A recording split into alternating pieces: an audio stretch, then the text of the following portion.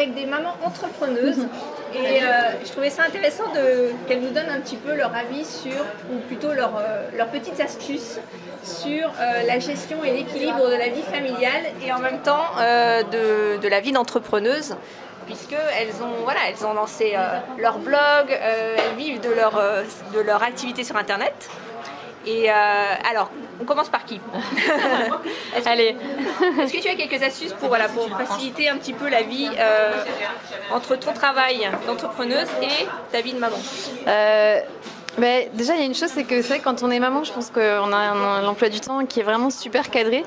Donc, moi, là où j'ai évolué, c'est que j'essaye de faire les choses créatives le matin, parce que j'ai l'énergie du matin. Et voilà, ça c'est un petit exemple, je sais pas. Élodie? Ma vie de maman et d'entrepreneuse. Et quels sont mes secrets finalement, c'est ça. Quels sont tes secrets pour arriver à combiner? Est-ce que tu t'organises par exemple avec des plages horaires spécifiques? Comment tu gères en fait? Mais en fait, moi j'ai fait de la contrainte à un cadeau. J'ai décidé de me mettre ce qui paraît être des contraintes dans mon planning. Le fait d'aller chercher mes enfants plus tôt, le fait de faire du sport. Je fais entre 3 et 5 heures de sport par semaine. Et je suis contente de ça parce que du coup ça bloque du temps dans mon agenda. En plus j'ai rendez-vous avec ma coach sportive, donc je me verrouille bien quoi. Ouais. Je peux pas annuler me coûte quoi. Donc du coup j'y vais et ça me permet d'avoir moins de temps. Et au début j'étais frustrée parce que je me disais j'ai pas le temps avec les enfants, avec le ménage, avec le sport, avec ma vie de famille, avec ma vie de femme. Comment je fais quoi avec toutes ces casquettes? Et à un moment donné je me suis dit mais welcome à ça. Et j'ai vu ça dans la semaine de 4 heures. À un moment donné, il dit créez-vous les contraintes maintenant pour justement travailler le nombre d'heures que vous voulez. Et moi, je voulais travailler 4 heures par jour. Et aujourd'hui, j'ai suffisamment de contraintes dans mon agenda pour pas travailler plus que 4 heures par jour, quoi. J'ai 4 heures par jour focus. Alors aujourd'hui, tu as développé ton entreprise et en fait, tu disais que tu as une équipe assez conséquente qui t'aide sur la délégation, etc. Mais au début, quand tu as démarré, j'imagine que tu as travaillé seule. Donc comment tu gérais en fait le fait de faire croître ton entreprise et en même temps de respecter ces contraintes horaires en fait? Ouais, ça n'a pas été le cas dès le départ. Hein. Au début, j'ai beaucoup travaillé. Je travaillais le soir, je faisais plus de sport, j'avais une alimentation qui était moins équilibrée. Et à un moment donné, je me suis dit ça va pas. Je suis coach en nutrition, en activité dans la nutrition. Comment je peux dire aux gens de faire 3 heures de sport par semaine et manger équilibré si moi-même je le fais pas? En plus, je prenais des kilos et tout, c'était juste pas possible, quoi. Donc je me suis réorientée à partir de là et je me suis dit qu'est-ce que je veux vraiment? Et je pense que ça, c'est une question à se poser en permanence. Qu'est-ce qu'on veut vraiment? Parce que le métier d'entrepreneur, si on ne le vit pas à sa manière, et ben c'est comme n'importe quel autre boulot, ça finit par être avilissant, quoi. Ouais, et en plus, justement, comme moi qui suis dans l'éducation, c'est pareil. En fait, on se dit, on a envie d'incarner, d'être vraiment ce qu'on prodigue. Donc, le but, c'est pas de bosser 24 heures sur 24. Et si on a changé, c'est aussi pour avoir cet équilibre, en fait.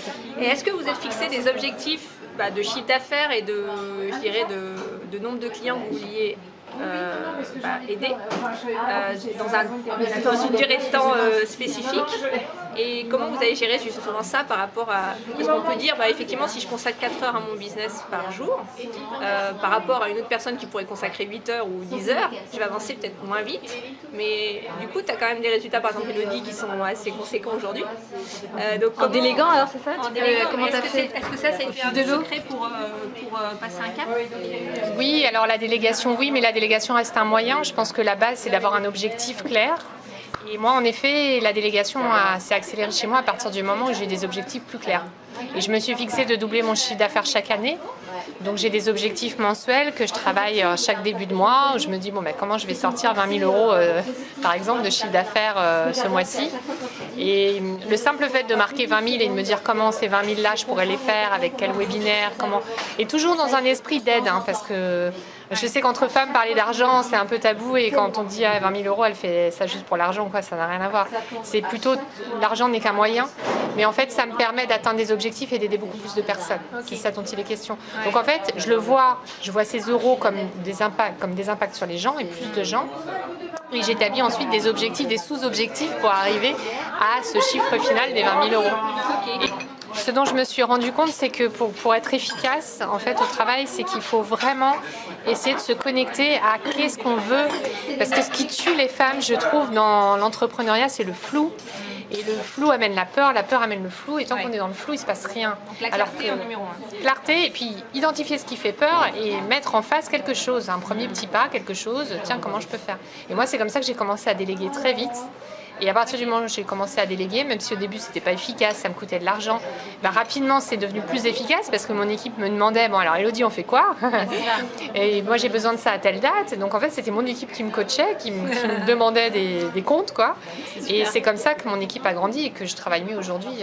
Et comment, en fait, à partir de. Tu dis que tu as délégué assez vite. À partir de quand tu as délégué? Au bout d'un an? Au bout de 6 mois. 6 mois, d'accord. Ouais, donc très vite, très rapidement. Ouais. En fait, il y avait beaucoup de choses qui me. La première chose que tu as délégué, c'était quoi? C'était de l'aide pour répondre aux commentaires dans mes formations.